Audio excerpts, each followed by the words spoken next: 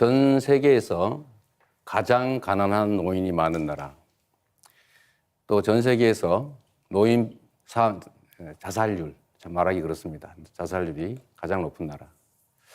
이런 노인 빈곤 문제를 반드시 해결해야 됩니다. 그런데 우리는 준비가 그렇게 충분하지 못했습니다. 지금 18년 만에 겨우 모수개혁이라는 걸 했습니다. 보험료를 얼마 낼 것이냐, 소득 대체율은 얼마를 인정받을 것이냐. 정말로 지난했습니다. 보험료를 4% 올려서 13%로 한다는 것까지는 대충 합의가 됐는데 소득 대체율을 놓고 50%냐 43이냐를 놓고 계속 싸웠습니다.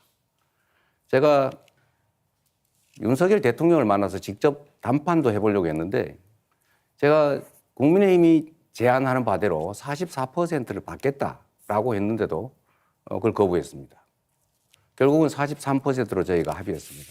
앞으로는 모수개혁을 넘어서서 이제 구조개혁을 해야죠. 기초연금, 국민연금, 퇴직연금 이런 걸 다 조정을 좀 해야 됩니다. 어려운 과정이긴 한데 누가 말씀하시는 것처럼 완벽하게 못했으니 비난하자. 그렇게 하면 안 됩니다. 그럼 아무것도 안 됩니다. 지금까지보다는 그래도 낮게 바뀌었다라는 점을 인정해야 합니다. 의료개혁도 공공의료, 필수의료, 지역의료를 반드시 살리는 방향으로 국민이 건강한 방향으로 반드시 바꿔나가야 되겠다 말씀을 드립니다.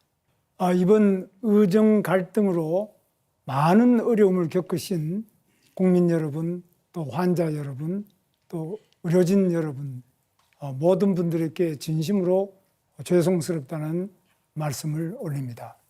정말 그동안 너무 고생이 많으셨고 여러 가지로 대화도 부족하고 대책이 제대로 되지 않아서 어려운 점이 있었는데 저는 의료 정책은 항상 현장 중심으로 또 원점에서 전면 재검토를 해서 완전히 새롭게 출발하도록 하겠습니다.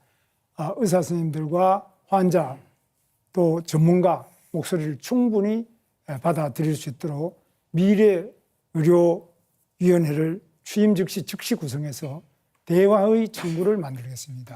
항상 대화를 통해서 서로 이해하고 잘 합의해 나가는 방향으로 하겠습니다.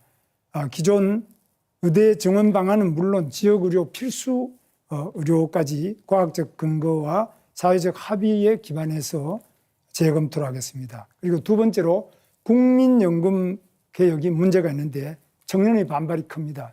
2차 구조개혁을 즉시 착수하겠습니다. 청년들을 대표자로 많이 포함을 시켜서 청년들의 의견을 최대한 수렴해서 대개혁을 해내겠습니다. 청년이 불리하지 않은 개혁을 하도록 하겠습니다. 윤석열 정부 시절 우리가 겪은 가장 황당한 정책 가운데 하나가 의대 증원입니다. 3,000명이던 정원을 5,000명으로 늘리겠다고 했지만 강의 시설도 증원 숫자의 근거도 사회적 수기도 없었습니다. 그냥 무조건 따르라는 식이었고 결국 전공의 복귀 안 하면 처단한다라는 계엄 포고령으로 귀결되었습니다. 그래서 우리는 지금 조기 대선을 치르고 있는 겁니다. 아직도 우리 정치에는 이런 정치인이 많습니다. 대책을 물으면 잘하면 됩니다.